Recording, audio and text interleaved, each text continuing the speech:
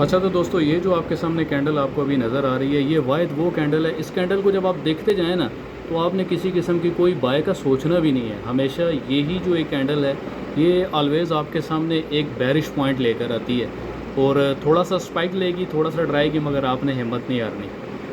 Already support and resistance का बता चुका हूँ कि जो सपोर्ट एंड रेजिस्टेंस लेवल है, आप जस्ट इंडिकेटर पे जाएँ, वहाँ पे सपोर्ट एंड रेजिस्टेंस लिखें, आपके सामने ऑटोमेटिक जो एक सपोर्ट या रेजिस्टेंस बन रही है ऑटोमेटिकली ड्रा हो जाएंगी। और इस सारी टेक्निक का सबसे मज़े का जो एक पॉइंट है कि जो भी एक बुल वीक होगी या कोई भी जो एक कैंडल होगी, जिस तरह बुल रन आ रहा है या बेरिश कैंडल बन रही है, ऑटोमेटिकली आपको कैंडल बनने के साथ यहाँ पे शो ऑफ कर दिया जाएगा। तो उस एंगल के ऊपर आप इजीली अपनी ट्रेड को ले सकते हैं, जैसे ही आपको बुल वीक का बताया जाए।